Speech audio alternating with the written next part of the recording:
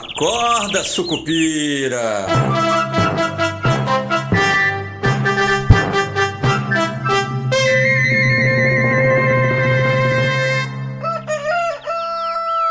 Bom dia, pessoal, sejam todos muito bem-vindos, sejam todas muito bem-vindas. Esse é o nosso Acorda Sucupira de segunda-feira, 8 de setembro. Eu sou Rodrigo Oliveira e é o seguinte, hein? Essa semana de definição no julgamento do ex-presidente Jair Bolsonaro sobre essa possível tentativa, ou suposta tentativa de golpe contra o Estado Democrático de Direito brasileiro.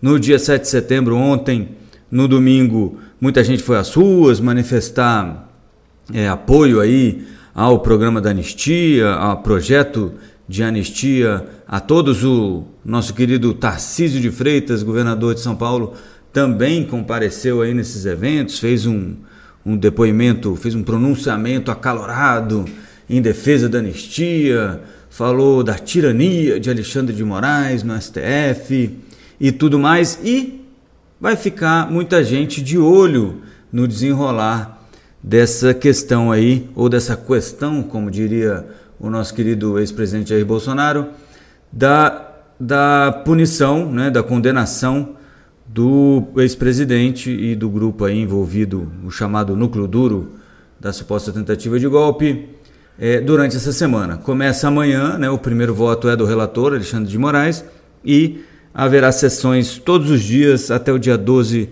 de setembro para que a gente tenha então uma definição sobre o que vai ser de Jair Bolsonaro e o pessoal que em tese o apoiou aí nas discussões sobre um possível golpe contra o Estado brasileiro.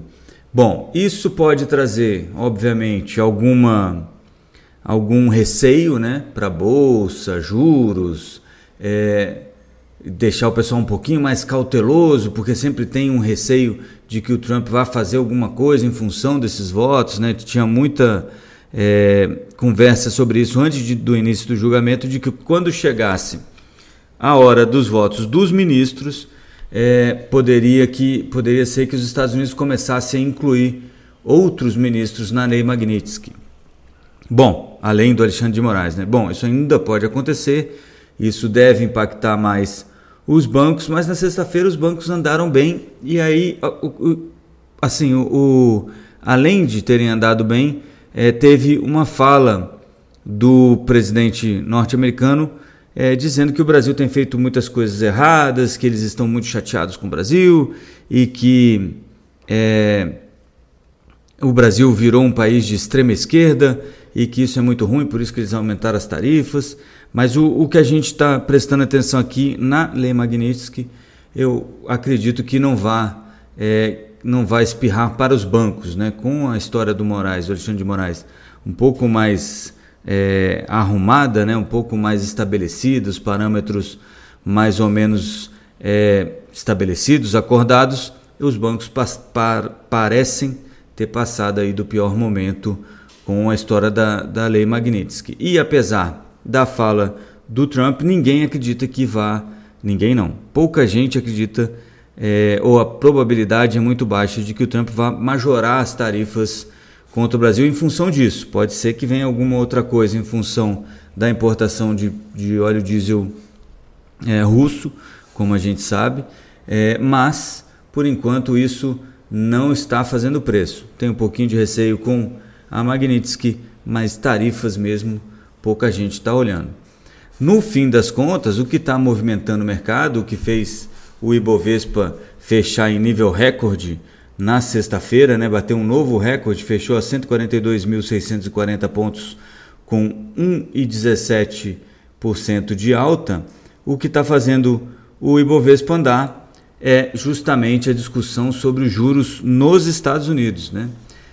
Rapidamente a gente passou de um ambiente onde se discutia se haveria ou não corte da taxa de juros em setembro para uma discussão de se vai haver um corte de 25 pontos base ou de 50 pontos base. Atualmente, hoje, né, naquela ferramenta da Bolsa de Chicago que mede probabilidades aí de corte, de movimentação, né, na taxa de juros norte-americano. Essa ferramenta indica aí 90% de chance de um corte de 0,25 e 10% de chance de um corte de 0,50 na taxa de juros americana no dia 17 de setembro, que é quando o Copom se reúne para definir, né, na semana que vem, a taxa americana. Por aqui, o Copom, o FOMC, né, que é o Copom americano. O nosso Copom, que também se reúne na semana que vem, mas a priori tudo fica como está e o recado deve permanecer o mesmo, de que é necessário manter os juros em níveis elevados por mais tempo, apesar das reclamações aí do ministro da Fazenda, Fernando Haddad, que tem dito que os juros estão rodando em patamar muito alto, muito restritivo, e a inflação já está caindo e vai cair ainda mais, né? Então, claro que ninguém é tão incisivo quanto era contra o nosso querido Roberto Campos Neto, mas contra o nosso muito querido também Gabriel Galípolo, o pessoal tende a ser um pouquinho mais tranquilo. O Lula tem dito, não tem falado sobre juros, mas tem falado sobre soberania nacional e tem dito que que o Brasil não baixa a cabeça para ninguém, que a China é um importante parceiro comercial e, inclusive, falou que a China está dando um banho nos Estados Unidos em carros elétricos, seja lá o que isso quer dizer. O fato é que a gente continua nessa querela. O Lula admite que não há interlocutor americano com o Brasil para tratar das tarifas, né? Na última entrevista que ele deu, ele fala que tem o Alckmin, o Haddad, o Mauro Vieira como interlocutores brasileiros e não tem ninguém, o Trump não indica ninguém para conversar com os brasileiros, né? Então, o que a gente tem visto é que essa situação das tarifas está cristalizada, tá? E provavelmente não vai aumentar também. O que a gente está olhando aqui é que isso deve ficar onde está, como eu falei mais cedo.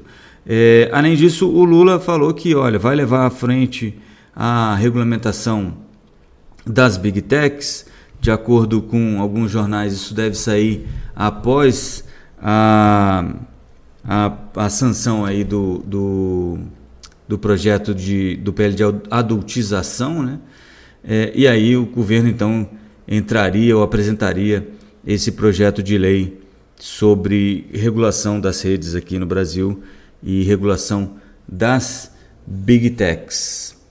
Isso parece que é um ponto importante nas discussões sobre tarifa, mas tem outro ponto importante, que são os BRICS que se reúnem hoje virtualmente, né, os países do BRICS, e com uma promessa aí do Xi Jinping de um discurso muito importante, né? Então vamos ficar de olho. Sobre regulamentação e Congresso Nacional, o Congresso Nacional também já tem notado que com essa conversa sobre anistia, que tem ganhado mais força no Congresso, aquele projeto de isenção para quem ganha até R$5 mil por mês subiu no telhado, né? Tá cada vez mais difícil de ser votado. A oposição agora com mais força, né, embarcando aí no trenzinho Tarcísio de Freitas para o ano que vem, também não vai querer dar essa facilidade aí para o governo Lula nos 45 do segundo tempo, quase começando as eleições 2026, né? Bom, além disso, então, a gente tem o CPI americano, que pode mexer ainda mais com juros e é o último indicador de inflação antes da reunião do FOMC. Na quinta-feira a gente tem IPCA aqui no Brasil também durante a semana. Hoje tem Boletim Focus, né? E a gente tem também uma conversa sobre o André Esteves interessado em comprar a Cosan e que isso deve estar movimentando também um pouco as ações da empresa, né, da Cosan. Além disso, o Banco Master e o BRB, depois daquela história depois de o Banco Central ter proibido a compra do Master pelo BRB, o BRB soltou aí um comunicado na noite de sexta-feira para dizer que ainda não decidiu quais serão os próximos passos. E só algo que me chamou a atenção aqui, o Mercado Livre comprou então a Cuidamos Pharma, que já faz um tempo, né? E o CAD aprovou a compra sem restrições, é a farmácia Target, né? O nome fantasia aí, Cuidamos Pharma Limitado. Então, começamos a semana com recorde na Bolsa novamente, né? 142 mil pontos pela primeira vez. E, importante dizer, saiu também a nossa carta mensalística performática das carteiras recomendadas do Esquina Sucupira. E mais importante do que a performance das carteiras, que foi muito boa, obviamente, podia até fazer uma propaganda, mas eu faço amanhã lá no YouTube.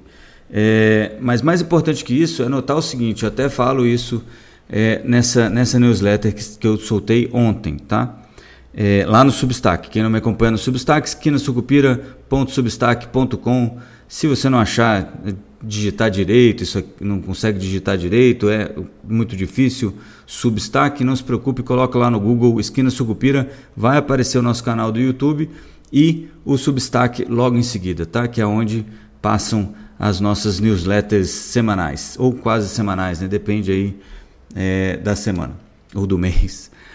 Mas o que eu falo lá que é muito importante, eu venho repetindo isso há muito tempo, é a importância de você estar posicionado em bolsa. Se você olhar para o que aconteceu na semana que vem, se você tirar na semana passada, no mês passado, se você tirar 2 ou 3 pregões de agosto de alta, você perde quase toda a alta do mês, né? Você perde aqueles 6 e pouquinho do mês. Isso me lembrou um estudo da gestora de investimento Brasil Capital, que tem um levantamento que, se você estivesse fora dos melhores dias da Bolsa nos últimos 20 anos, o que aconteceria, né?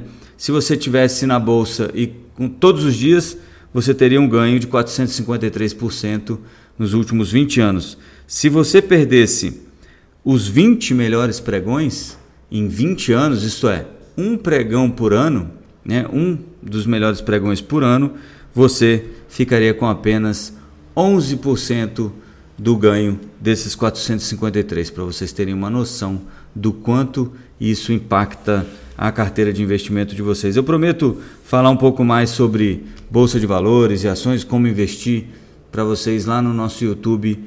Vou ver se eu crio um quadrinho de 5 minutinhos, 10 minutinhos, toda terça e quinta-feira no YouTube para explicar um pouco mais o básico sobre investimento em bolsa. Beleza? Só para não deixar aqui passar, a OPEP ontem anunciou, como esperado, o aumento da produção de petróleo, que deve pesar um pouco mais ainda no preço das ações da nossa querida Petrobras, né, que já sofreu um pouquinho na sexta-feira. Beleza? Então vou ficando por aqui. Boa segunda-feira para vocês, boa semana. A gente se vê amanhã no YouTube. Até lá, força Sucupira! Acorda, Sucupira!